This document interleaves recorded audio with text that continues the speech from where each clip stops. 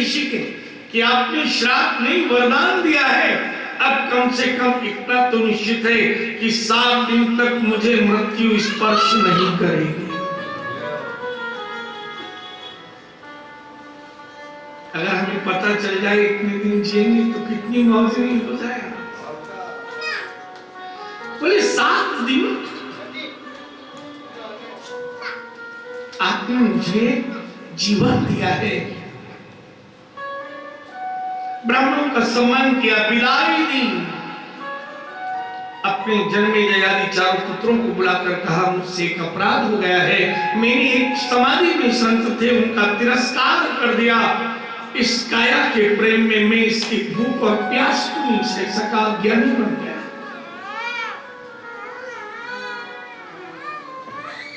आप किसी ब्राह्मण संत के पास जाओ तो सबसे पहले क्या कहेगा कि तुम्हारे अंदर ज्ञान का बल रहे। बोले आप एक काम करो, प्रदोष का व्रत किया करो, सोमवार का व्रत, गुरुवार का व्रत। बोले जिस दिन तुम भूखे रहना शुरू करोगे और भूख पर संतोष हो जाएगा, प्यास पर संतोष, निर्जल व्रत करोगे, उस दिन आपकी मन में भी संतोष होने लग जाएगा। जैसा खाओगे अन्न वैसा बनेगा मन, जैसा पियोगे पानी वैसी बनेगी वाणी, और जैसी रखोगे दृष्टि वैसी बनेगी सृष्टि। ब्राह्मण यही कहेगा तुम व्रत करना सीखो, तुम भूखे रहना, प्यासे रहना। बोले भूख प्यास के प्रेम में मैंने एक संत का अपमान कर दिया, मेरी आयु चली गई, मेरी धर्म चला गया, मेरे पुण्य चले गए, और अपना मुकुट जन्मेजय को दे दिया। एक कौपीन धारण की, ब्राह्मणों को बुलाया, ब्राह्मणों से कहा मेरी 7 दिन की आयु है, एक पाप मुझसे बना है, उस पाप का प्रायश्चित क्या करना चाहिए। ब्राह्मण एक साधन बताते, राजा को संतुष्टि नहीं मिलती, चले जा रहे थे गंगा तट की ओर, कोई अवश्य मिलेगा। तत्राभवत् भगवान व्यास पुत्रो, और सामने से व्यास पुत्र सुखदेव जी चले आ रहे थे। आरक्षलिंगो निजनाम तुष्टो,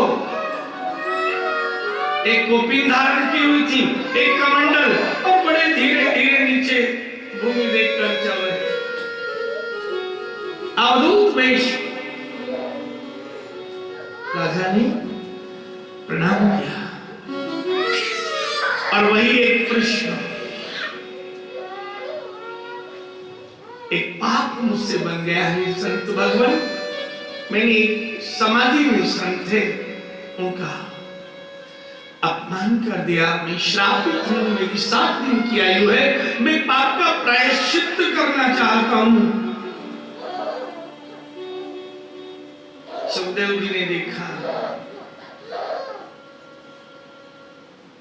राजा तूने बहुत सुंदर प्रश्न किया है, जगत की भलाई का प्रश्न है। राजन, पाप 3 प्रकार से होता है, मन, वाणी और कर्म से, और पाप का प्रायश्चित भी 3 प्रकार से होता है। मन का पाप सुमिरन करने से, स्मरण करने से समाप्त होता है, वाणी का पाप कीर्तन करने से समाप्त होता है, और कर्म का पाप, काया का पाप कथा सुनने से। 7 दिन रात तुम कथा सुनो, तुम्हारे पाप का प्रायश्चित हो जाएगा।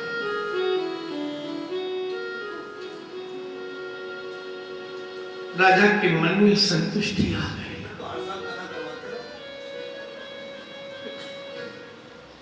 राजा ने आनंद में चंदन बंदन अभिनंदन किया। गुरुदेव, मैंने कभी कथा नहीं सुनी, आप मुझे बताएं श्रोता के लक्षण क्या है।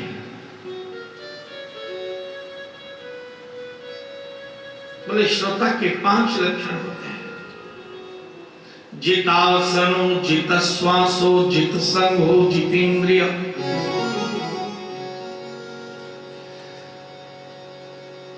चार काया में और एक मन में। मनः स्थूले रूपे मनः संधारयेद्या। पहले आसन को जीतो, जैसे बैठे बैठे घुटना दुखेगा जरूर, और जब आप इसे नहीं बदलोगे तो कहेगा ये तो मेरी सुनते ही नहीं है, इसलिए दुखने से क्या फायदा, अपने आप दुखना बंद कर दे। जब तक तुम इसका कहना मानोगे ये कहता ही रहेगा, अब ऐसे अब ऐसे अब ऐसे, अब भोजन अब सोना।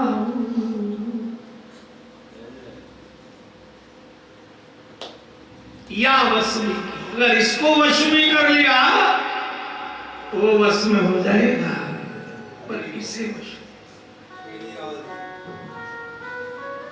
जित संघो, मेरी इतनी संतान है, मेरे माता पिता है, भाई बहन पत्नी, कौन कुछ नहीं, मैं और मेरा ठाकुर।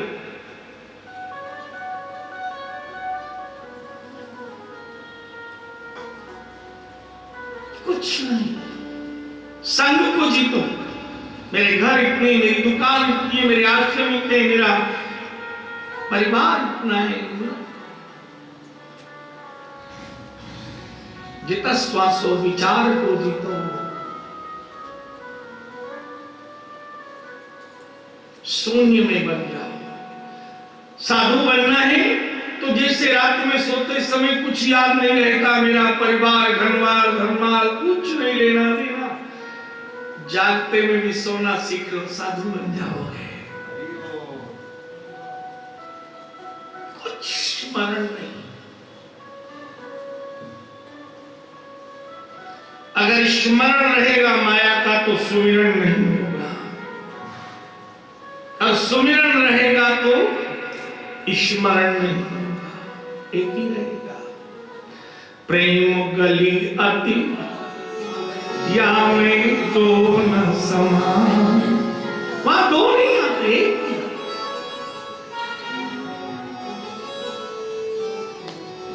एक।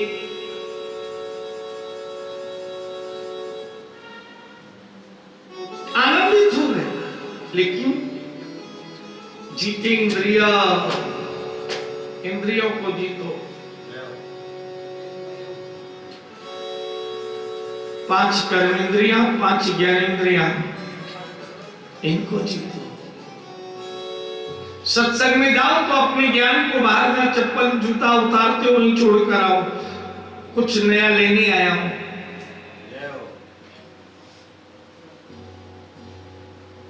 कुछ पीने आया।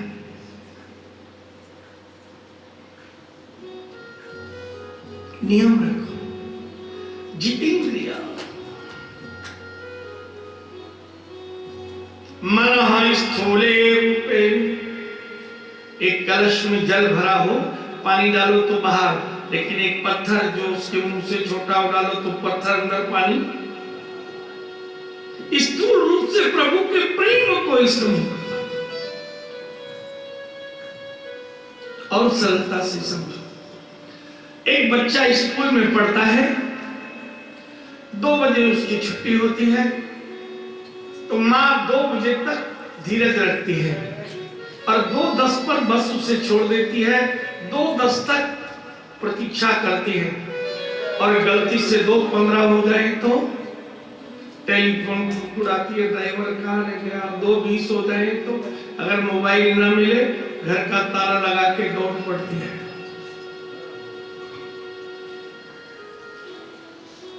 चारों देखते पुत्र दिख जाए, साइकिल से और पैदल आने वाला बच्चा हो तो और चिंता। तो जैसे प्रतीक्षा थी 2:10 तक कि अब पुत्र आता ही होगा, अब उसके बिना बेचैनी आ जाए, ऐसी निश्चितता हो कि 5 बजे गोपाल से मिलना है, 1 मिनट लेट नहीं हो जाए, वो मेरी प्रतीक्षा कर रहे होंगे। 7 बजे आरती करना है, 1 क्षण में लेट ना हो जाऊं, वो मेरी प्रतीक्षा न करे। प्रेमी का प्रेम इतना प्रगाढ़ हो। मैंने देखा है, नया नया ब्याह हो तो छोरियां फोटो से बात करती हैं अपने पति के, इतना प्रेम। तो वही अपने गोपाल से बातें करना सीखो। उत्तर मिलता है यहाँ, वहां चित्र में मरे न मिले।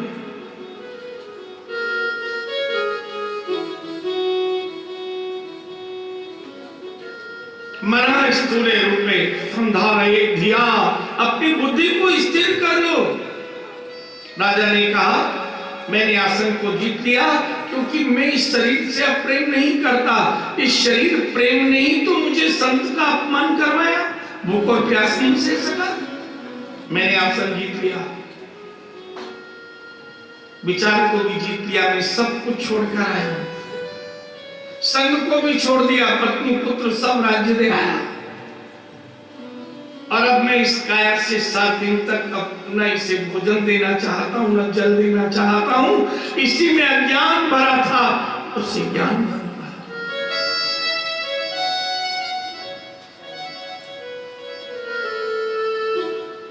मन में केवल स्थूलता से प्रभु को पाने की चाह है और पाप के प्रायश्चित से उन्मुक्त होने का भाव है।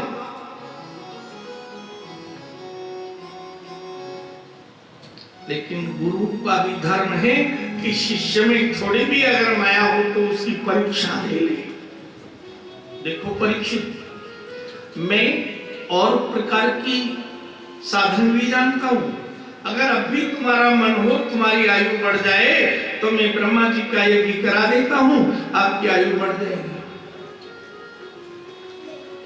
विद्या बल बढ़ाना चाहते हो, विद्या कामस्तु गिरीशम, भगवान शंकर की आराधना उपासना करने से विद्या बढ़ती है। इंद्रियों का बल बढ़ने के लिए, इंद्र का ऐश्वर्य की प्राप्ति के लिए, भगवान विष्णु का सौभाग्य की प्राप्ति के लिए, उमा गौरी पार्वती का, पितरों का धन का अगर कोष बढ़ाना हो तो पितरों की आराधना करनी चाहिए। ऐश्वर्य की कामना हो तो अष्टलक्ष्मी की साधना करनी चाहिए। तुम्हारी कोई भी कामना हो, मुझे बोले ना मुझे आयु चाहिए, ना ऐश्वर्य चाहिए, ना परिवार चाहिए, मुझे तो पाप से उन्मुक्त होना है, तो कहते हैं सुखदेव जी, अकामः सर्व कामो वा मोक्ष काम उदारधी तीव्रेण भक्ति योगेन यजेत पुरुषं परम। अकाम, कोई कामना नहीं, सर्व कामो वा, सारी कामनाएं हो, मोक्ष की ही कामना क्यों ना हो, तीव्रता से भक्ति में प्रवेश करो, यजन करो, स्मरण करो, कीर्तन करो, श्रवण करो। बोले बस यही मैं चाहता हूं। मंगलाचरण किया सुखदेव जी ने और पुनः सृष्टि प्रकरण के कथामृत को श्रवण करा लिया। प्रलय काल में केवल जल ही जल स्थिर रहता है और उस जल में सब शक्तियां विद्यमान रहती हैं। स्वयं ब्रह्म एक छोटे से बालक का रूप धारण करते हैं और एक बट वृक्ष के पत्ते पर अपनी हाथ से अपने ही चरण को पकड़कर चरण के अंगूठे का रस पान करते हैं कल्पों तक।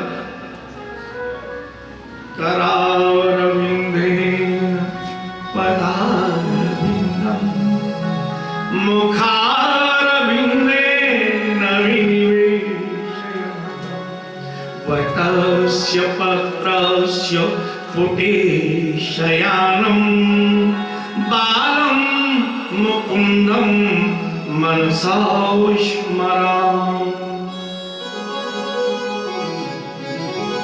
केवल एक बट वृक्ष के पत्ते पर कल्पों तक, और जब सृष्टि करना हो तो उसी बाल रूप में 3 भाग होते हैं, सत रज और तम। सतोगुण, रजोगुण और तमोगुण की उत्पत्ति। सतोगुण से स्वयं नारायण का अवतार 4 भुजाएं, रजोगुण से नारी लक्ष्मी का अवतार चारभुजन, और तमोगुण से शेष नाग का अवतार होता है और शेष शैया पर शयन करते हैं। नाभि में कमल, कमल पर ब्रह्मा की उत्पत्ति होती है। और वही ब्रह्मा जब जल की लहरों से नाल हिलती है, कंपित होते हैं, तो विचार करते हैं मेरा जन्मदाता कौन है, जल ही जल दिख रहा है। और उस नाल में प्रवेश करते हैं, 100 वर्ष तक उतरते हैं, परंतु छोर नहीं मिलता। वापस बाहर आते हैं, वायु में 2 शब्द सुनाई देते हैं, त और प। 10,000 वर्ष तपस्या करते हैं और पुनः प्रवेश करते हैं नाल में। भगवान नारायण जैसे ही श्वास छोड़ते हैं, ब्रह्मा नासिका छिद्र से बाहर निकल पड़ते हैं। और तब देखते हैं भगवान नारायण को लक्ष्मी चरण दबा रही है, नाभि से कमल की उत्पत्ति। यही मेरे जन्मदाता है। बड़ी सुंदर स्तुति करते हैं। शंख चक्र पद्मायु धारण किए हुए हैं, नील वर्ण है। शशंख चक्रम सपीत कुंडलम सपीत वस्त्रम सरसीरुभेक्षणम सहावरवक्षस्थलकौस्तुभं च। 4 भुजाओं में शंख चक्रधा पद्म मणि से विभूषित, मुकुट बनमाला से विभूषित वैदुर्य मणि, हृदय पर प्रकाशमान कौस्तुभ मणि के दर्शन किए हैं। बंधन किया, ब्रह्मा के 5 मस्तक थे, 5 मस्तक से बंधन किया है।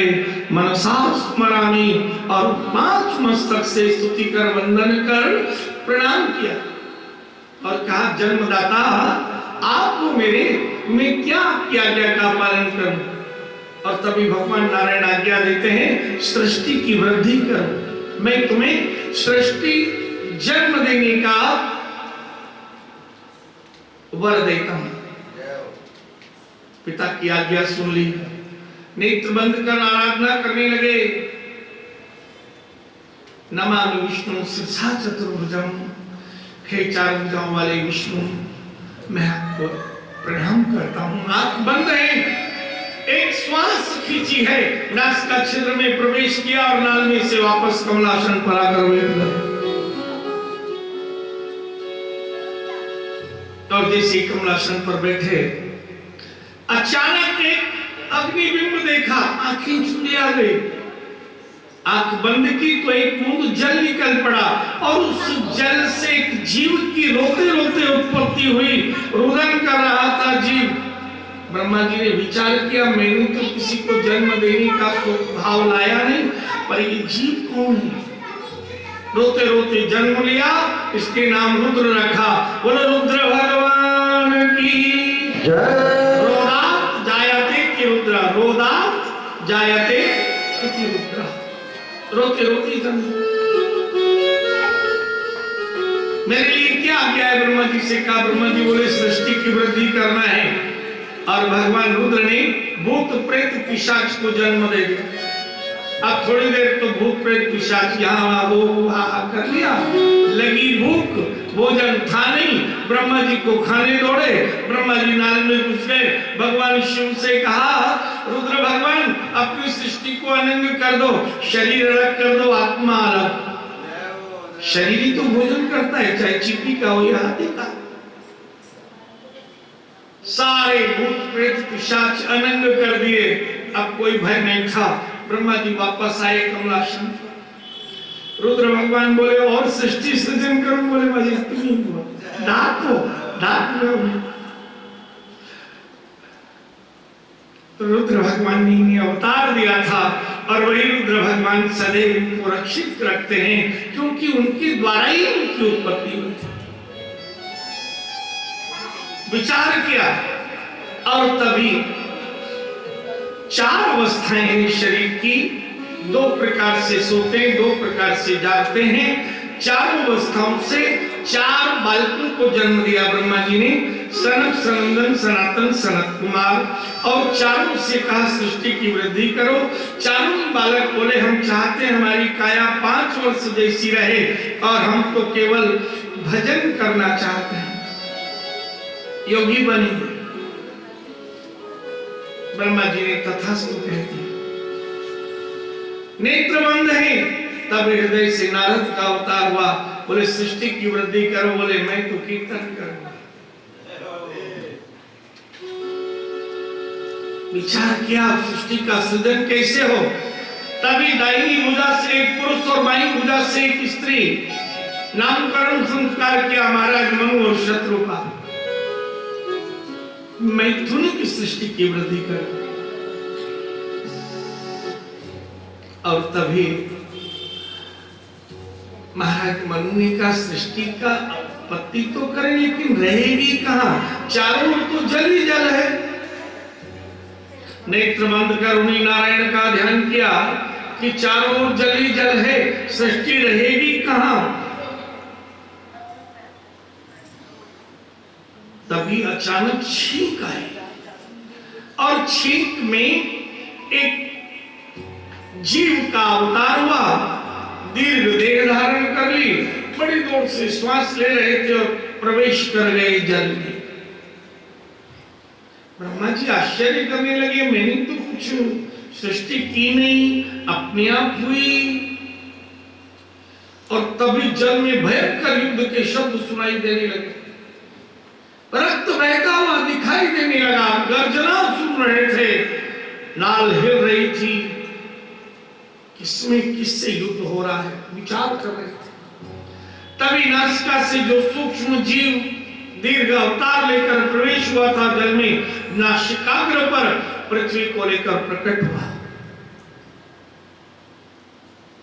ब्रह्मा जी ने स्वरूप को देखा, पृथ्वी को जल में स्थित कर दिया और जल में स्थिर कर 7 खंडों में स्थापित कर दिया।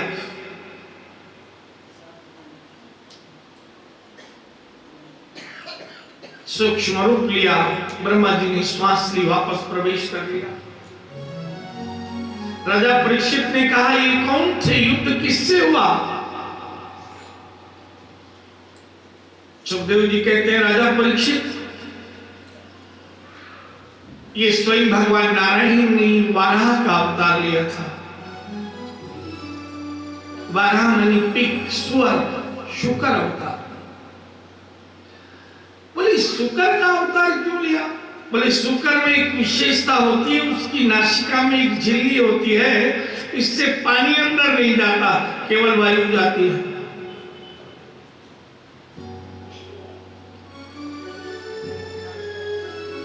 भगवान ने कुछ शरीर अलग अलग बनाए और विशेषताएं, जैसे आंख है ना 3 प्रकार की है। एक आंख ऐसी है जो उजाले में देखती है, दूसरी आंख ऐसी है अंधेरे में देखती है, और तीसरी आंख ऐसी है जो अंधेरे उजाले दोनों में देखती है।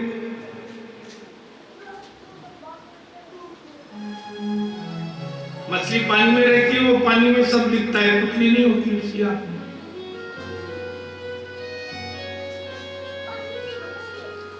हम मनुष्य हैं, हमारी आंख उजाले में देखती है। ठीक विपरीत हिंसक पशु हैं, उनको अंधेरे में दिखता है, उजाला होते ही वो अंधे हो जाते हैं। शेर, चीता इन्हें अगर दिखाई देता तो हम कथा में भी पिंजरे में बैठते हैं, शेर आ जाए तो। आप सर्कस में देखें सारे खेल अंधेरे में, लेकिन जब शेर का खेल आएगा तो पहले हेलोजन जलाएंगे ताकि शेर अंधा हो जाए। चाबुक भी मारे तो वो चिल्ला कर रह जाए क्योंकि अंधा है, दिखता तो है। और जो आंख दिन में और रात में देखती है वो आंख होती है भालू की आंख, बियर। उसकी आंख दिन में भी देखती है, रात में भी, लेकिन उसकी आंख 15 फीट तक ही दिखाई देता है, उससे आगे का दिखता नहीं। वो दौड़ता ही नहीं, कहीं चली गई धीरे, क्योंकि वहां से आगे का तो अंधकार है। कॉनकेव और कॉनवेव 2 प्रकार की आंखें। हमारी आंखें जितना बड़ा है उतना ही देखती हैं, लेकिन हाथी की आंख है ना, उसको छोटा भी बहुत बड़ा दिखता है, वो चीज भी देख लेता है। और आंख उसकी होती छोटी है पर उसमें कई गुना मनुष्य से पहाड़ जैसा दिखता है, इसलिए भयभीत रहता है आदमी। छोटी सी आंख। उस लीलाधर की लीला देखोगे, नेति नेति वेद कहता है, न इति पार ही नहीं।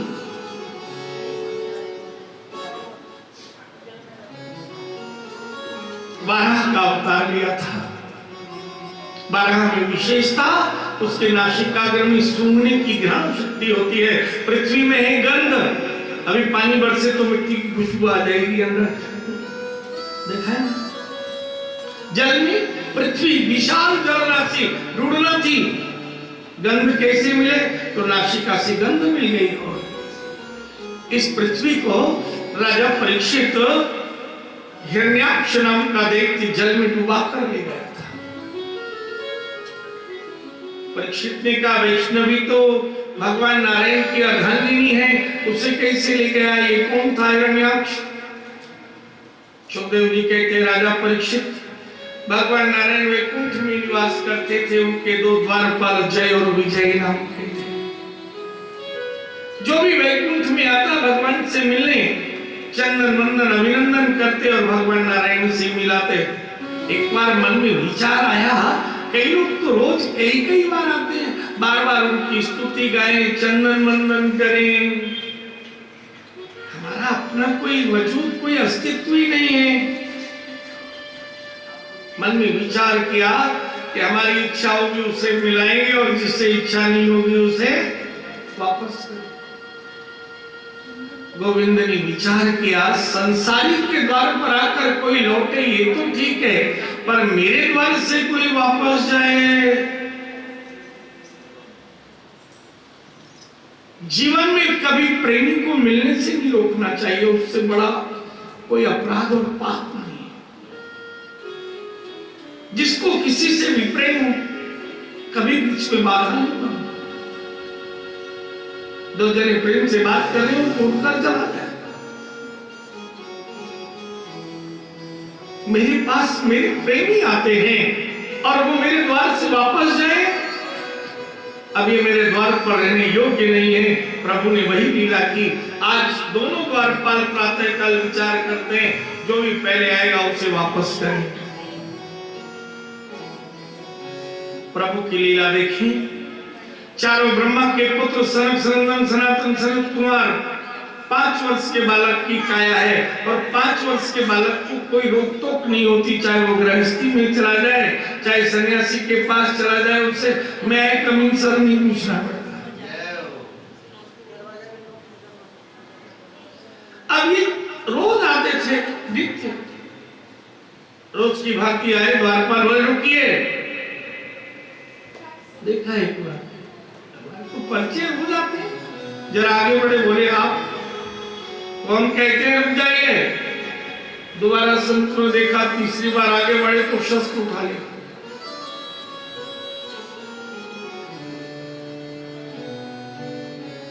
क्रोध का पारावार नहीं रहा। प्रभु प्रेमी को प्रभु से मिलने 3 बार रोक दिया। द्वारपालों, तुमने शस्त्र उठाया है, कोई भूल से तुमको कह दे मैं तुम्हें मार दूंगा, केवल मुझसे कह दे और उसको तुम मार दो, उसका हत्या का दोष नहीं लगेगा। अक्रूर जी जब कृष्ण को लेने गए ब्रजधाम वृंदावन, तो कंस ने पहले ही कह दिया था अगर बिना लिए आए तो मैं तुम्हें मार दूंगा। तो काका अक्रूर ने विचार किया, इसने तो मुझे मार ही दिया, कह दिया, सो कर दिया, अब इसको मारने का मुझे पाप नहीं लगेगा, मैं जरूर लेकर। जो वाणी से एक बार कह दे तुम कर दो, पाप नहीं लगेगा।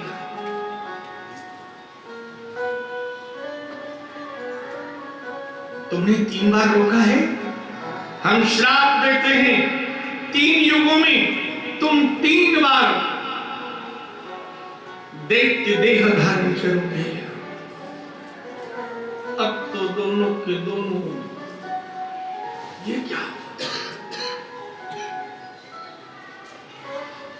कलयुग की आयु है 4,32,000 वर्ष, इससे दूनी द्वापर की आयु है 8,64,000 वर्ष, 3 गुनी आयु है त्रेता की 12,96,000 वर्ष और 4 गुनी आयु है सतयुग की 17,28,000 वर्ष। एक अवतार होगा 17,28,000 वर्ष बाद, दूसरा अवतार होगा 12,96,000 वर्ष बाद, तीसरा अवतार होगा। लाखों वर्षों के लिए भगवान से दूर। और देखते देखते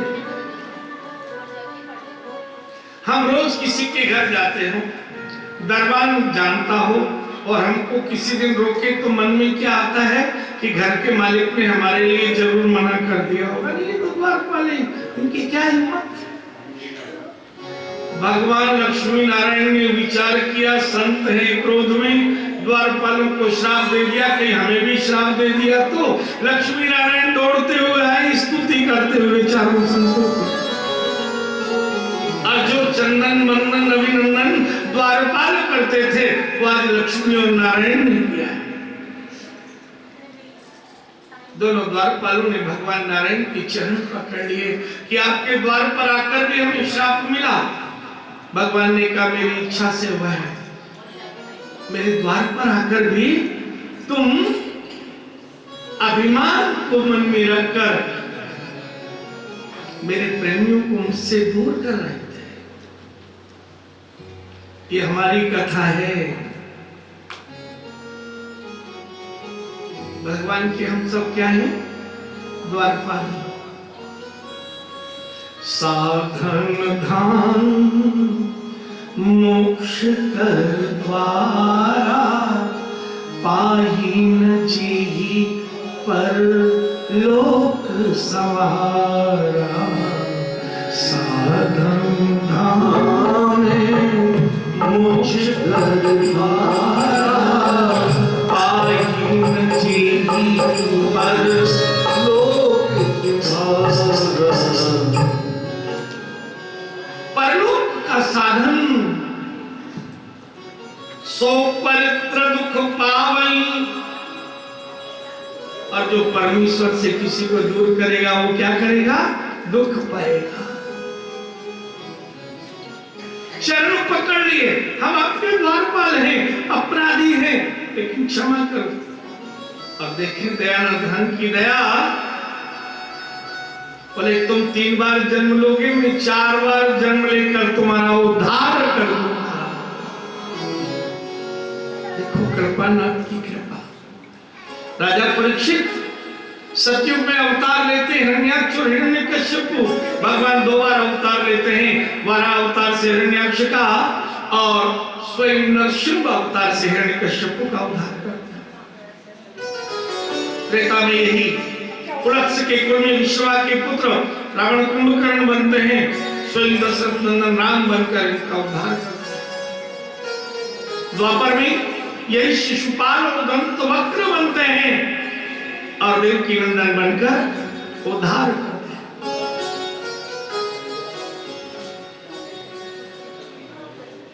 पहला अवतार कश्यप के कुल में होता है, उत्तम कुल में, क्योंकि भगवान के द्वारपाल हैं। प्रश्न किया राजा परीक्षित ने, कश्यप के कुल में, पुलत्स के कुल में,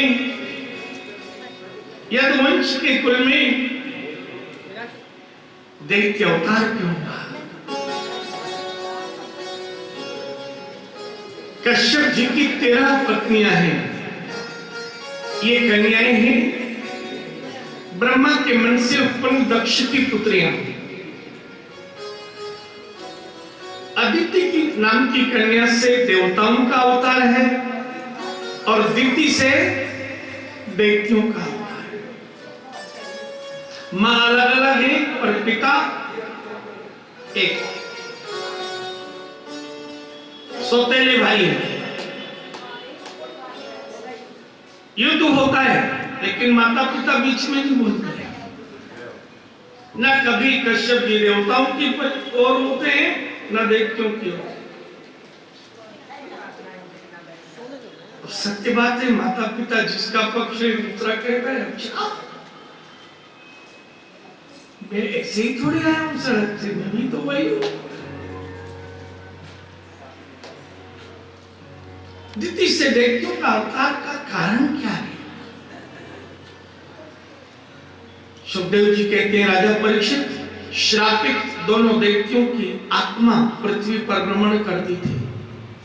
एक पत्नी पीड़ा में पुकारने लगी, पति जान गए ये वासनामयी है, सुना नहीं।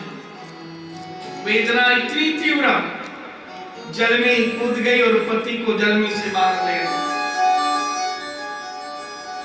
कश्यप जी ने विचार किया, पति धर्म है, पति ताम रक्षयति थी पत्नी, 3 प्रकार से पत्नी को पतित न होने दे। कामनाओं से, भावनाओं से और इच्छाओं से। वेदना किसी प्रकार की स्त्री को हो जाए तो वो पति कहलाने लायक पति नहीं होता। और पत्ता रक्षयति थी पत्नी, पत्नी भी पति की 3 प्रकार से रक्षा करे, शरीर की, मन की और धर्म से रक्षा करे। केवल पति पत्नी में एक अंतर है, एक धन से रक्षा करे, एक धर्म से रक्षा करे। काया और मन से दोनों एक दूसरे के प्रति समर्पित हैं।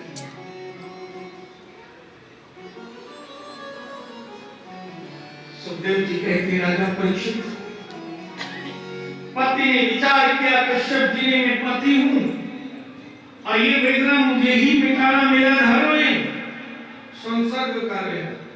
और जैसे वेदना तृप्त हुई, पत्नी ने चरण छू लिए, मैंने बहुत बड़ा अपराध किया, पूजा में से मैंने विघ्न बलिचारण के साथ, क्या करूं, वेदना सही नहीं गई। कश्यप जी ने कहा, तुमने 1 नहीं 2 अपराध किए। पहला अपराध असमय दुष्कृत्य हुआ, दूसरा एक अपराध असमय, दूसरा अपराध भगवान शिव का तुम्हारी और मेरी संसर्ग से 2 दैत्य जन्म ले। दिति ने विचार किया, मैं जन्म ही नहीं दूंगी। सत्युग में मां की इच्छा हो तो ही संतान का जन्म हो।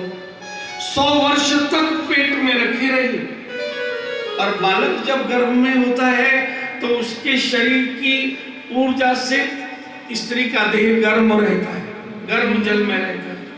100 वर्ष में जितना सूर्य में अग्नि, उतनी अग्नि दिति में। कश्यप जी ने पत्नी को कहा, संतान को जन्म दो, ये श्रापित और वरदानी है। स्वयं भगवान अवतार लेकर इनका हरण करेंगे।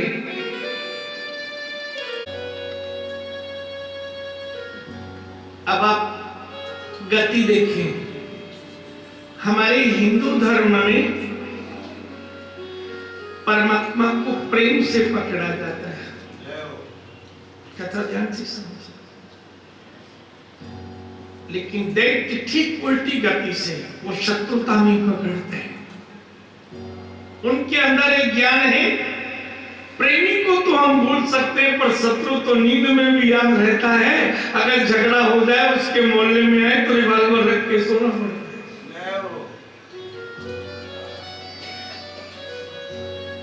तो दैत्य शत्रुता करते हैं ताकि नींद में भी हम न भूलें। ये तरीका है उनका प्रभु को स्मरण करने का।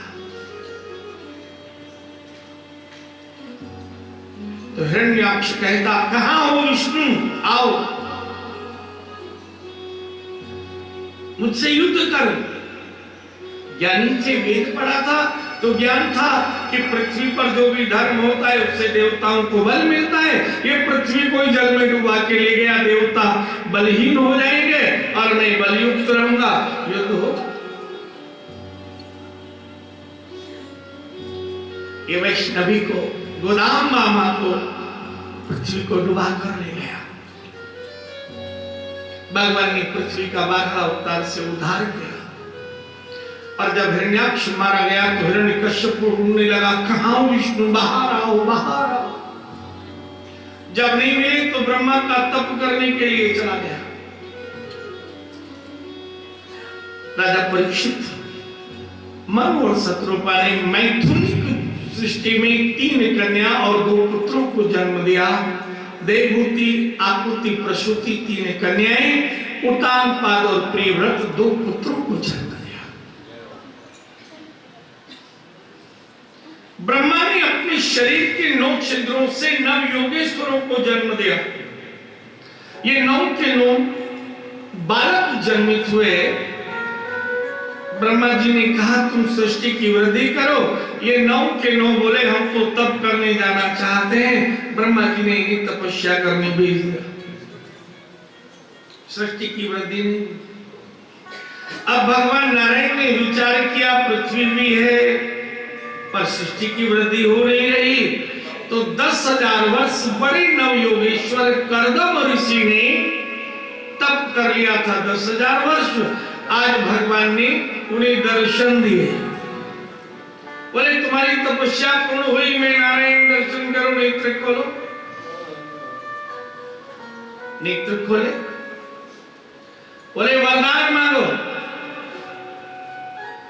कर्दम जी बोले मैंने किसी इच्छा से तो तप किया नहीं, अगर इच्छा से कोई करे तो वही मांग लेगा। लेन हो।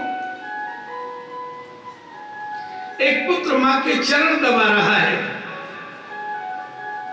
कि इस मां के गर्भ में मैं रहा हूं, इसने मेरा पालन अपने खून से दूध बनाकर किया है, श्रद्धा से। बदले में कोई चाहना नहीं है। मां ने मुझे इतना दे दिया कि मैं उतना दे नहीं सकता।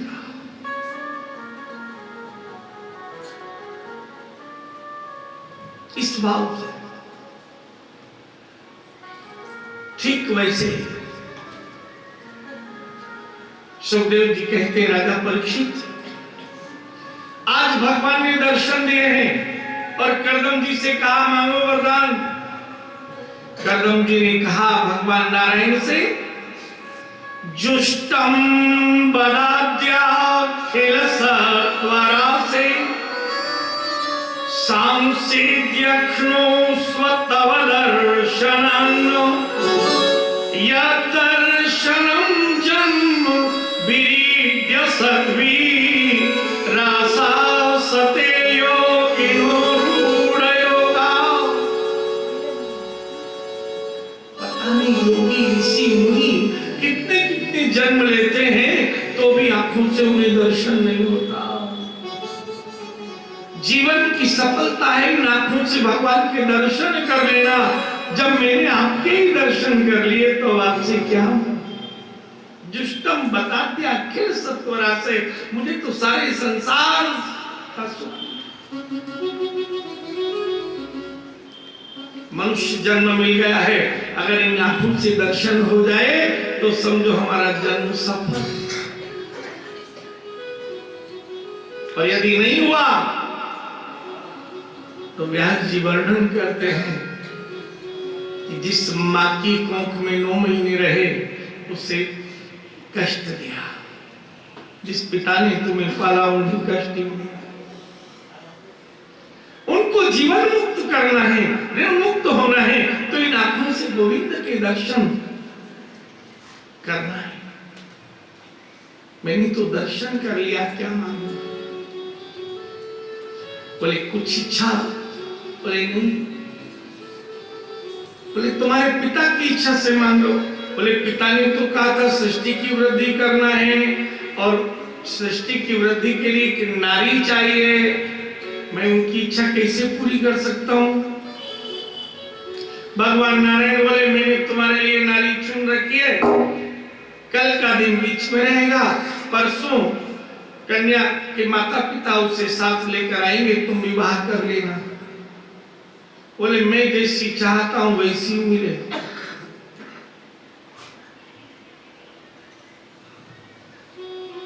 बोले कैसी चाहते हो? बोले सबसे पहले तो धर्म का बंधन निभाए,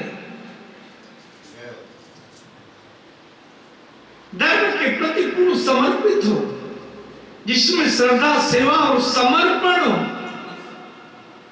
स्त्री में 3 साल होते हैं, तन से सेवा करे, मन से श्रद्धा रखे और धन से समर्पण का भाव रखे।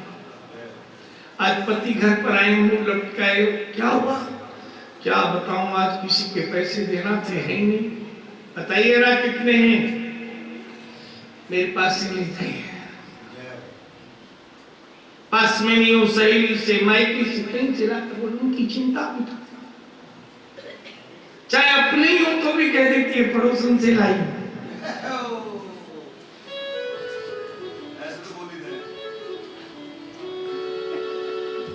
मैं हूं ना, चिंता कैसी? धन में समर्पण हो, मन में श्रद्धा हो और तन में सेवा हो, वो इतव्यलीकम परिरोचमान। मेरे मन के अनुकूल रहने वाली हो, मनोनुकूल गामी वचसामृतेन। भाषा कितनी प्रकार की है? 4 प्रकार की। एक आदेश की भाषा है, ये उठाओ वो करो, ये दैत्यों की भाषा है, परिवार में नहीं होनी चाहिए। दूसरी भाषा है उपदेश, उपदेश की भाषा, ये संतों और शास्त्रों की भाषा है। बेटे को कहा बगल में जाके ताऊ जी को बुलाना, उसने मोबाइल लिया, ताऊ जी आ जाओ, पिताजी बुला रहे। पिताजी ने समझाया बेटा तुम खुद लेने जाते तो समझते ताऊ जी सम्मान से बुलाया, कोई मुझे लिबवा लिवानी आया है और फोन कर दिया तुमने और कह दिया पिताजी बुला रहे हैं, वो आने की स्थिति में नहीं, कुछ तो पता लगेगा नहीं, जवाब में बेटा बोला मेरी गलती थोड़ी है। बोले हम तुम्हारी उम्र में 20 बार चले जाते थे वहां। बोले हमारी गलती थोड़ी है, तब मोबाइल था ही नहीं, अब तो मोबाइल है। बेटा जाओ दुकान से सामान ले आओ, मोटरसाइकिल में किक मारी, हम पैदल जाते थे। बोले हमारी गलती थोड़ी है पिताजी, दादाजी ने आपको बाइक नहीं दिलाई, आपने तो मुझे बाइक दिलाई। हम सुबह 4 बजे उठते थे, सास बोली बहू से, बहू बोली थारो बींद गेहूं ला तो उन्हें तम पीसता, मारो तो बींद आटो लावे से कि उन्हें पीसा। हमारा पति पिसा हुआ लाता है, उसे थोड़ी पीसेंगे। 4 बजे उठ के काम कर सी।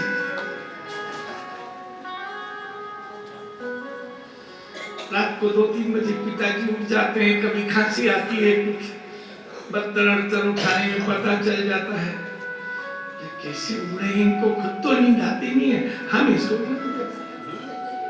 क्योंकि पिताजी 9 बजे सो जाते हैं, नींद पूरी हो गई, बच्चे 12-2 बजे तक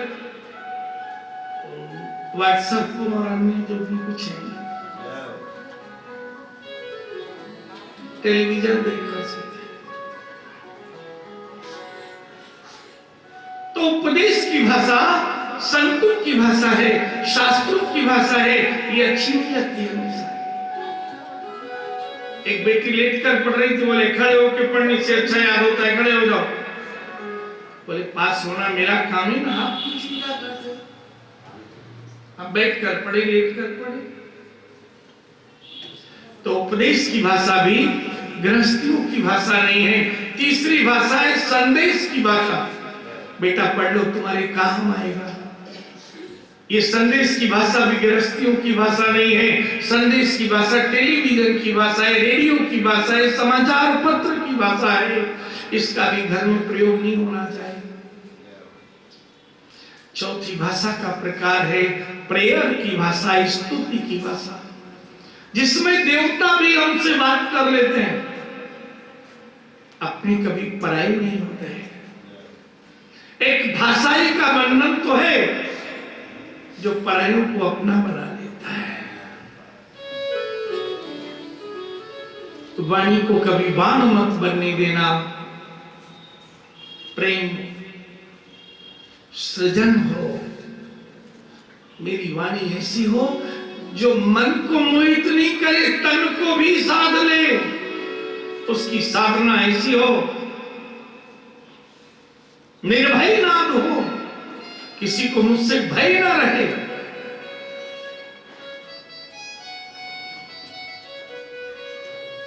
मेरा प्रेजेंटेशन, मेरी उपस्थिति इस प्रकार से लगे कि सब प्रेम रस में डूब जाए। दादाजी पोते से बोले, पढ़ रहे हो? बोले हाँ। प्यास लगी, जल पिला दो। बोले दादी बेटी से उन्हें पुकार लियो। दादी तो बैठी है, मैं तो पढ़ रहा हूं, उनको बुलाओ। और दादाजी बोले, पढ़ रहे हो? जी बाबूजी। बेटा जब पढ़ाई पूरी हो जाए ना तो थोड़ी सी प्यास लगी है, एक गिलास जल पिला देना। पोता विचार करेगा, मैं तो आकर पढ़ लूंगा, दादाजी को प्यासा क्यों रखूं? पहले दौड़ कर जाएगा एक गिलास। जो भाषा बांध ले, पकड़ ले, एतत् वेलिकम परिरुच्यमानः। हंस जैसी चाल से चलने वाली हत्ती की तरह प्रसन्न मन से। अब एक मन प्रसन्न होता है और एक व्यथित, क्या रोज वही चौका, वही बेलन, वही नमक मिर्ची हल्दी धनिया आलू काटो, पैर पटक पटक कर खा। परिरोचमानः, परिवार का रुचि पूर्वक सम्मान करने वाली हो, परिवार का रुचि पूर्वक बचसामृतेन हो, जिसकी भाषा ऐसी हो सुनने के लिए कान तरसते हो कि कुछ तो बोले।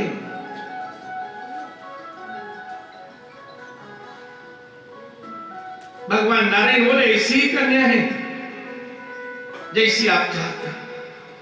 अब भगवान तो विदाई लेकर वरदान देकर चले गए। कर्दम जी ने विचार किया, परीक्षा लेकर ही ब्याह करूंगा, जीवन भर तो मुझे रहना है, क्योंकि भगवान का एक नाम है समदर्शी। और जो समान दर्शन करते हो उनके लिए सारे प्रेमी है। तो तीसरे दिन रथ आकर रुका। रथ में 3 लोग, बड़ी कन्या देवहूति, पिता महाराज मनु और मां शत्रुपा। 3 वृक्ष की छाल खींची और 3 आसन बिछा दिए और 3 लोगों के बैठने की व्यवस्था। पास में आए, अभिवादन हुआ, आसन बैठने के लिए। कर्दम जी ने कहा, महाराज मनु एक आसन पर बैठ गए, शत्रुपा एक पर, आसन रह गया एक और बैठने वाले 2, देवहूति और कर्दम। देवहूति ने उस आसन को स्पर्श किया, प्रणाम किया, ऋषि की ओर बढ़ा दिया, खुद भूमि पर बैठ गई। पहली परीक्षा में पास हो गई। स्त्री में समर्पण है, दूसरे को सुख देने का भाव है। घर में 4 बेटे हों और 4 ही रोटी हो तो माँ 4 रोटी रखकर चारों बेटों को बांट कर कहती है, लो बेटे पाओ।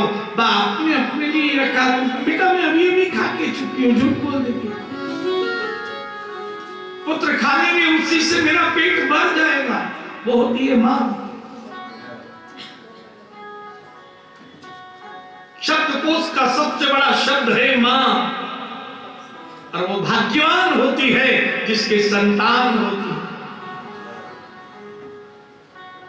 पहली परीक्षा में पास हो गई, लेकिन विचार किया, तन में सेवा का भाव तो है, पर मन में श्रद्धा कैसी है? परीक्षा लूं तभी विवाह करूं, जीवन भर साथ रहना है। ऋषि ने कहा, कर्दम जी ने, बताइए राजन की शिक्षा से पधारे। कर्दम जी से कहा है, ये मेरी पत्नी है, ये हमारी ज्येष्ठ पुत्री है, और मैं ब्राह्मण विधि से आपका पानी ग्रहण करना चाहता हूं, आपके हाथ में कन्या का हाथ देना चाहता हूं। मैं कन्यादान के भाव से आया हूं। मन में किसी प्रकार का संकोच नहीं करें। इस कन्या के साथ आपका उतने महल, दास दासी, रत्न, घोड़े, जो आपकी इच्छा हो सब मांग लीजिए, मैं समर्थ हूं। करदम जी ने विचार किया ये परीक्षा लेने का अवसर है। करदम जी ने अपना वर्णन बताया। धर्म के विधान से विवाह के बाद कन्या पति के घर में रहती है। ये मेरा स्थान आप देख रहे हो, इस बिंदु सरोवर पर जल भरा है, मैं यहाँ स्नान कर लेता हूँ। ये वृक्ष है, इनकी छाल लपेट लेता हूँ और 12 महीने वृक्ष फल देते हैं, इनको पा लेता हूँ। मेरे पास तो यही संपत्ति है, जल, फल और छाल। कभी मैं आपके घर नहीं गया, मुझे नहीं मालूम आपकी कन्या की आवश्यकताएं क्या क्या हैं। आप अपनी कन्या से ही पूछ लीजिए, जल, फल, छाल के अलावा मेरे पास और कुछ। पिताजी ने कन्या से कहा, यहाँ तो ऋषि के पास में केवल जल, फल और छाल है। बेटी तुम्हें और जो चाहिए वो बताओ। पहले कन्याएं पति के सम्मान में माता पिता से नहीं बोलती थी, माता पिता के सम्मान में पति से नहीं बोलती थी। आजकल तो सबसे ज्यादा लड़ाई होती है। ये ऐसे, ये वैसे, ये बोला, ये बोला।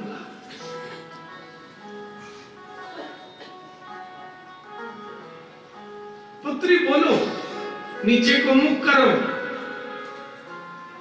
दृष्टि से सम्मान रहे, अवसर है। कन्या ने कहा, पिताजी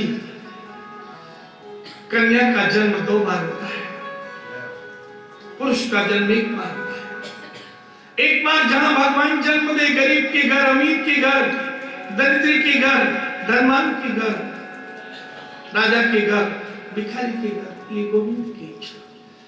दूसरी बार कन्या का जन्म होता है पति के घर, पति धनवान हो, गुणवान हो, मूर्ख हो, रोगी हो, दरिद्री हो।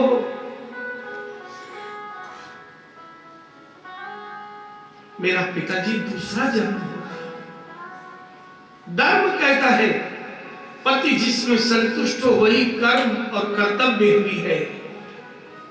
यदि मेरे स्वामी जिनसे मेरा विवाह होगा वो केवल फल खाते हैं, तो आज से मैं भी फल ही खाऊंगी। वो छाल लपेटते हैं तो मैं छाल ही लपेटूंगी। वो सरोवर में स्नान करते हैं तो मैं भी सरोवर में स्नान करूंगी।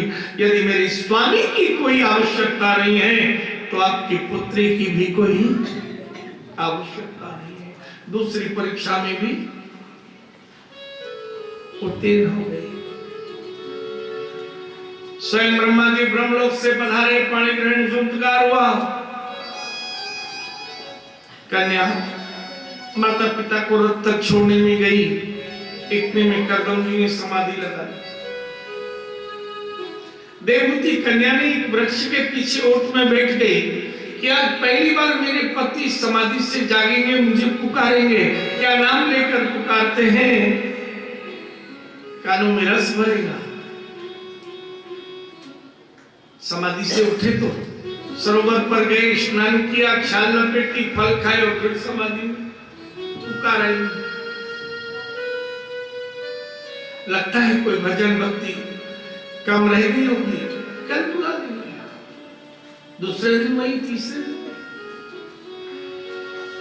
देवहूति जान गई, लगता है स्वामी को मेरा ध्यान नहीं रहा, लेकिन भगवत कार्य में लगे हैं। कैसे उन्हें मैं उस कार्य से विरत करूं, कैसे सेवा करूं?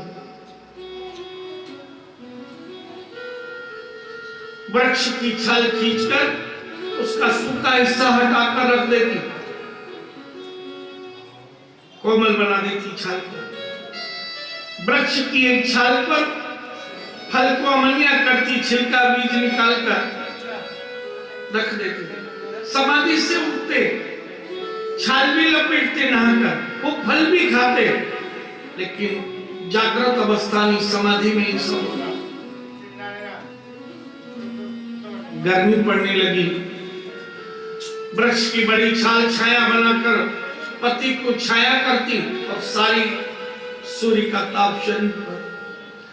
शीत ऋतु में जिधर की वायु बहती, बहुत बड़ी छाल लेकर खड़ी हो जाती, सारी शीत की वायु शरीर पर। 1-2 दिन नहीं, 50 वर्ष व्यतीत हो गए। 50 वर्ष बाद एक घटना हुई। आज सूर्यदेव तप रहे थे, छाल लिए हुए थी, पैरों में इतनी पीड़ा हुई, असह्य वेदना, वो खड़ी नहीं रह सकी। छाल एक और गिरी, वो स्वयं एक और एक वृक्ष से टिककर बैठ गई। कैसे रक्षा हो? श्वेत बाल हो गए, शरीर एकदम कृष्णकाय। पति जिन फल को मनिया करती सारे खा जाते तो भूखी रहती व्रत, और आधे छोड़ देते तो प्रसाद मानकर पा लेते। कई कई दिन मिलता ही एकदम कृष्णकाय वृद्ध।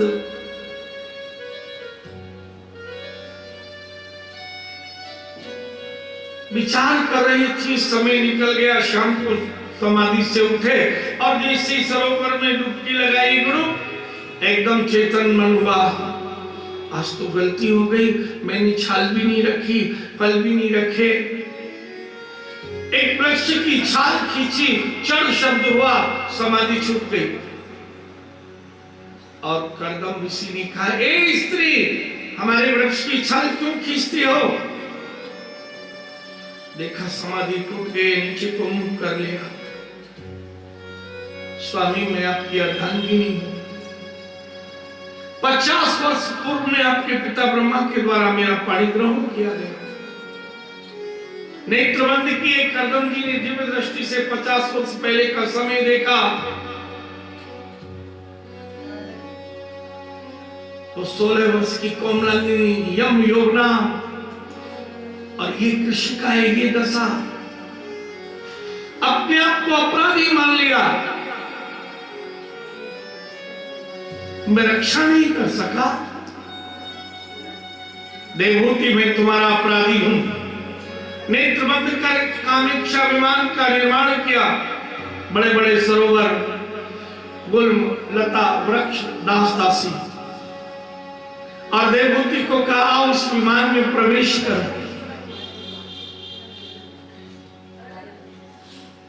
देवहूति जैसे विमान में प्रवेश करती है, पहली बार स्पर्श किया, बोले सरोवर में स्नान करो।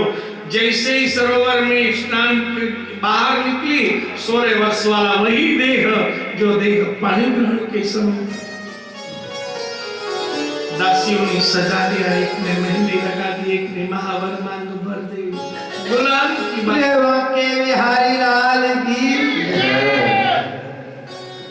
100 वर्ष तक विहार किया। सबसे पहले ब्रह्मलोक में ब्रह्मा जी के पास जाकर आशीष लिया, और 100 वर्ष में संसर्ग से 9 कन्याओं को जन्म दिया। 100 वर्ष बाद कर्दम जी ने कहा, मैं समाधि तप करने जाऊं? स्वामी, पहले तो मैं अकेली थी, अब तो 9 कन्याएं, कहां इनके लिए वर ढूंढूंगी, कहां घर ढूंढूंगी, और मेरी इच्छा तो पूरी हुई नहीं। मैं तो एक पुत्र की मां बनना चाहती थी। नेत्र बंद कर कर्दम जी ने ध्यान किया, बोले पत्नी मिली तो भी प्रभु से, पुत्र मिलेगा वो भी उन्हीं नारायण का ध्यान करने लगे।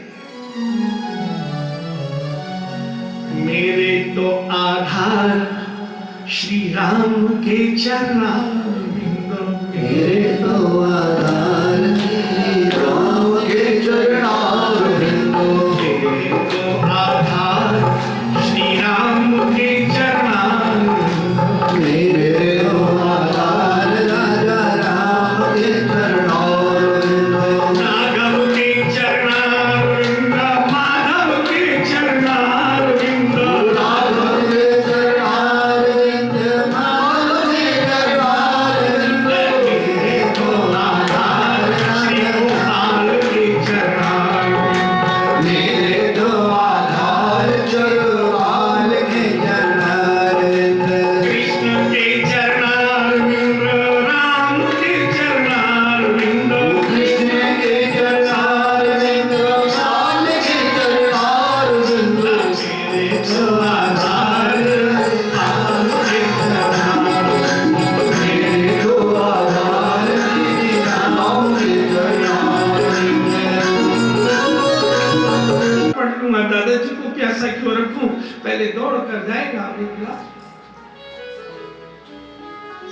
जो भाषा बांध ले, पकड़ ले, एतत् वेलिकम परिरुच्यमानः।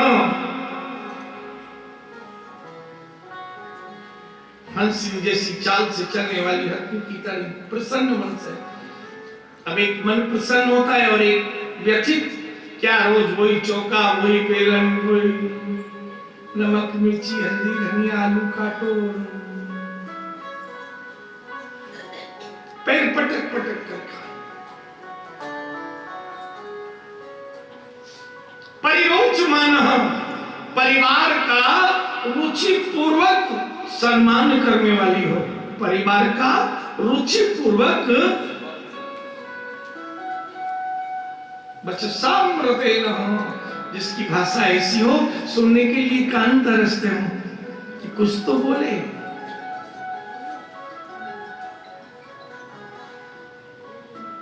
भगवान नारायण बोले ऐसी ही कन्या है जैसी आप चाहते हैं। अब भगवान तो विदाई लेकर वरदान देकर चले गए। कर्दम जी ने विचार किया परीक्षा लेकर ही ब्याह करूंगा, जीवन भर तो मुझे रहना है, क्योंकि भगवान का एक नाम है समदर्शी। और जो समान दर्शन करते हो उनके लिए सारे ही प्रेमी है। तो तीसरे दिन रथ आकर रुका। रथ में 3 लोग, बड़ी कन्या देवहूति, पिता महाराज मनु और मां शत्रुघ्न। 3 वृक्ष की छाल खींची और 3 आसन बिछा दिए और 3 लोगों के बैठने की व्यवस्था। पास में आए, अभिवादन हुआ, आसन बैठने के लिए। कर्दम जी ने कहा महाराज मनु एक आसन पर बैठ गए, शत्रुपा एक पर आसन रह गया, एक और बैठने वाले 2, देवहूति और कर्दम। देवहूति ने उस आसन को स्पर्श किया, प्रणाम किया, ऋषि की ओर बढ़ा दिया, खुद भूमि पर बैठ गई, पहली परीक्षा में पास हो गई। स्त्री में समर्पण है, दूसरे को सुख देने का भाव है। घर में 4 बेटे हों और 4 ही रोटी हो तो माँ 4 रोटी रखकर चारों बेटों को बांट कर कहती है लो बेटे पाओ। बाप ने अपने लिए रखा, बेटा मैं अभी खा के चुकी हूँ, झूठ बोल देती। पुत्र खा लेंगे उसी से मेरा पेट भर जाएगा, वो होती है माँ। शब्दकोश का सबसे बड़ा शब्द है माँ, और वो भाग्यवान होती है जिसके संतान होती है। पहली परीक्षा में पास हो गई, लेकिन विचार किया तन में सेवा का भाव तो है, पर मन में श्रद्धा कैसी है। परीक्षा लूं तभी विवाह करूं, जीवन भर साथ रहना है। ऋषि ने कहा, कर्दम जी ने बताइए राजन की शिक्षा से पधारे। कर्दम जी से कहा है ये मेरी पत्नी है, ये हमारी ज्येष्ठ पुत्री है, और मैं ब्राह्मण विधि से आपका पानी ग्रहण करना चाहता हूं, आपके हाथ में कन्या का हाथ देना चाहता हूं। मैं कन्यादान के भाव से आया हूं, मन में किसी प्रकार का संकोच नहीं करें। इस कन्या के साथ आपका उतने महल, दास दासी, रत्न, घोड़े, जो आपकी इच्छा हो सब मांग लीजिए, मैं समर्थ हूं। कर्दम जी ने विचार किया ये परीक्षा लेने का अवसर है। कर्दम जी ने अपना वर्णन बताया। धर्म के विधान से विवाह के बाद कन्या पति के घर में रहती है। ये मेरा स्थान आप देख रहे हो, इस बिंदु सरोवर पर जल भरा है, मैं यहाँ स्नान कर लेता हूँ। ये वृक्ष है, इनकी छाल लपेट लेता हूँ और 12 महीने वृक्ष फल देते हैं, इनको पा लेता हूँ। मेरे पास तो यही संपत्ति है, जल, फल और छाल। कभी मैं आपके घर नहीं गया, मुझे नहीं मालूम आपकी कन्या की आवश्यकताएं क्या क्या हैं। आप अपनी कन्या से ही पूछ लीजिए, जल फल छाल के अलावा मेरे पास और कुछ। पिताजी ने कन्या से कहा, यहाँ तुलसी के पास में केवल जल फल और छाल है। बेटी तुम्हें और जो चाहिए वो बताओ। पहले कन्याएं पति के सम्मान में माता पिता से नहीं बोलती थी, माता पिता के सम्मान में पति से नहीं बोलती थी। आजकल तो सबसे ज्यादा लड़ाई होती है भाई, ये ऐसे ये वैसे, ये बोला ये बोला।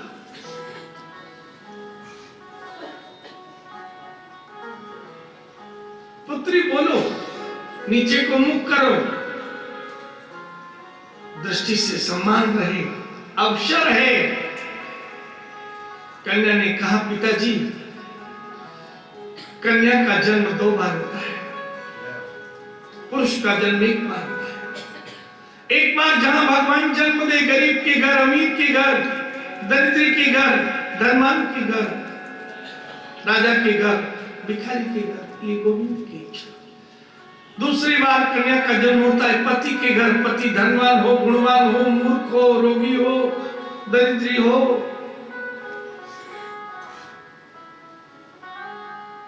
मेरा पिताजी दूसरा जन्म होगा। धर्म कहता है पति जिसमें संतुष्ट हो वही कर्म और कर्तव्य भी है। यदि मेरे स्वामी जिनसे मेरा विवाह होगा वो केवल फल खाते हैं तो आज से मैं भी फल ही खाऊंगी। वो छाल लपेटते हैं तो मैं छाल ही लपेटूंगी। वो सरोवर में स्नान करते हैं तो मैं भी सरोवर में स्नान करूंगी। यदि मेरे स्वामी की कोई आवश्यकता नहीं है तो आपकी पुत्री की भी कोई आवश्यकता नहीं है। दूसरी परीक्षा में भी उत्तीर्ण हो गई। स्वयं ब्रह्मा जी ब्रह्मलोक से पधारे, पाणी ग्रहण संस्कार हुआ। कन्या माता पिता को रथ तक छोड़ने में गई, इतने में करदम जी ने समाधि लगा ली। देवहूति कन्या ने एक वृक्ष के पीछे ओट में बैठ गई कि आज पहली बार मेरे पति समाधि से जागेंगे, मुझे पुकारेंगे। क्या नाम लेकर पुकारते हैं, कानों में रस भरेगा। समाधि से उठे तो सरोवर पर गए, स्नान किया, छाल लपेटी, फल खाए और फिर समाधि में पुकार आई। लगता है कोई भजन भक्ति कम रह गई होगी, कल बुला देंगे, दूसरे दिन वही, तीसरे दिन। देवहूति जान गई, लगता है स्वामी को मेरा ध्यान नहीं रहा, लेकिन भगवत कार्यों में लगे हैं। कैसे उन्हें मैं उस कार्य से विलग करूं, कैसे सेवा करूं। वृक्ष की छाल खींचकर उसका सूखा हिस्सा हटाकर रख देती, कोमल बना देती छाल को। वृक्ष की एक छाल पर फल को अमनिया करती, छिलका बीज निकालकर रख देती। समाधि से उठते, छाल भी लपेटते नहाकर, वो फल भी खाते, लेकिन जागृत अवस्था में समाधि में ही सब होगा। गर्मी पड़ने लगी, वृक्ष की बड़ी छाल छाया बनाकर पति को छाया करती और सारी सूर्य का ताप शरीर पर। शीत ऋतु में जिधर की वायु बहती, बहुत बड़ी छाल लेकर खड़ी हो जाती, सारी शीत की वायु शरीर पर। 1-2 दिन नहीं, 50 वर्ष व्यतीत हो गए। 50 वर्ष बाद एक घटना हुई। आज सूर्यदेव तप रहे थे, छाल लिए हुए थी, पैरों में इतनी पीड़ा हुई, असह्य वेदना, वो खड़ी नहीं रह सकी। छाल एक और गिरी, वो स्वयं एक और एक वृक्ष से टिककर बैठ गई। कैसे रक्षा हो? श्वेत बाल हो गए, शरीर एकदम कृष्णकाय। पति जिन फल को अमनिया करती, सारे खा जाते तो भूखी रहती व्रत, और आधे छोड़ देते तो प्रसाद मानकर पा लेते। कई दिन मिलता ही। एकदम कृषिकाय वृद्ध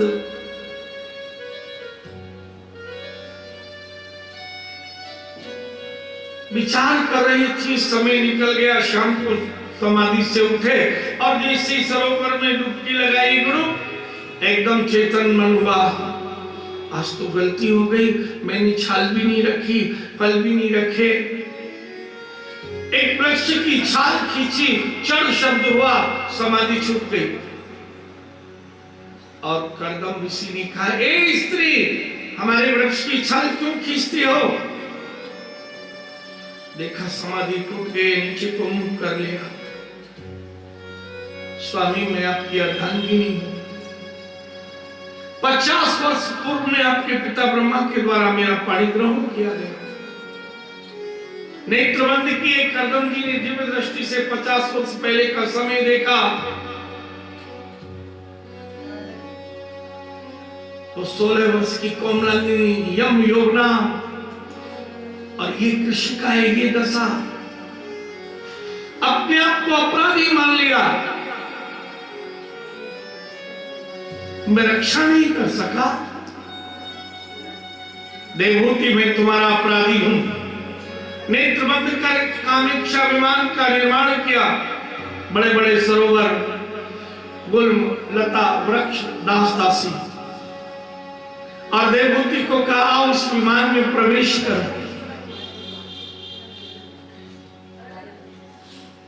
देवहूति जैसे विमान में प्रवेश करती है, पहली बार स्पर्श किया है, बोले सरोवर में स्नान करो। जैसे ही सरोवर में स्नान बाहर निकली, 16 वर्ष वाला वही देह जो देह पानी ग्रहण के समय दासियों ने सजा दिया। एक ने मेहंदी लगा दी, एक ने महावर मांग भर दी। गुलाम की के बिहारी लाल की 100 वर्ष तक विहार किया। सबसे पहले ब्रह्मलोक में ब्रह्मा जी के पास जाकर आशीष लिया और 100 वर्ष में संसर्ग से 9 कन्याओं को जन्म दिया। 100 वर्ष बाद कर्दम जी ने कहा, मैं समाधि तप करने जाऊं? स्वामी, पहले तो मैं अकेली थी, अब तो 9 कन्याएं, कहां इनके लिए वर ढूंढूंगी, कहां घर ढूंढूंगी? और मेरी इच्छा तो पूरी हुई नहीं। मैं तो एक पुत्र की मां बनना चाहती थी। नेत्र बंद कर कर्दम जी ने ध्यान किया। बोले, पत्नी मिली तो भी प्रभु से, पुत्र मिलेगा वो भी उन्हीं नारायण का ध्यान करने लगे। मेरे तो आधार श्री राम के चरणारविंदों, मेरे तो आधार श्री राम के चरणारविंदों, मेरे तो आधार श्री राम के चरणारविंदों, मेरे तो आधार राजा राम के चरणारविंदों, राघव के चरणारविंद, माधव के चरणारविंद, राघव के चरणारविंद, माधव के चरणारविंद, मेरे तो आधार श्री गोपाल के चरणारविंद, मेरे तो आधार चरवाल के चरणारविंद, कृष्ण के चरणारविंद, राम के चरणारविंद, कृष्ण के चरणारविंद, राम के चरणारविंद, मेरे तो आधार राम के चरणारविंद, मेरे तो आधार श्री राम के चरणारविंद।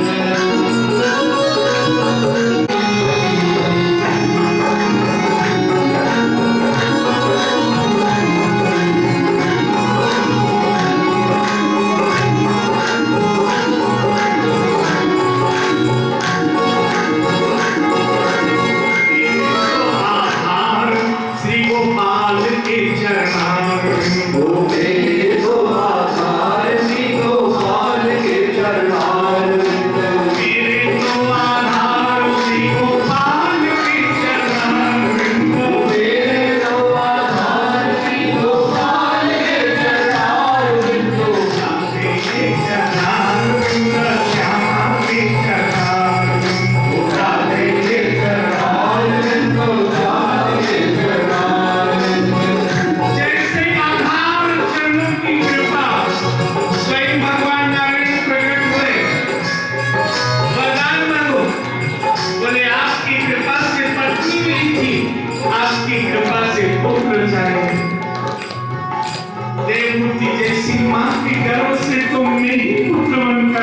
करूंगा। देवहूति कहते हैं देव कार्येषु आहुति दद्यात्, जो अपने जीवन को देव कार्य में समर्पित कर दे, अपनी आहुति देव कार्य में लगा दे। और कर्दम कहते हैं कर लिया हो दमन जिसने अपनी इंद्रियों का, जो इंद्रियों को वश में कर ले वो कर्दम ऐसा पुरुष, और देव कार्य में जो जीवन को समर्पित कर दे ऐसी कन्या, जो गर्भ में स्वयं नारायण बनता।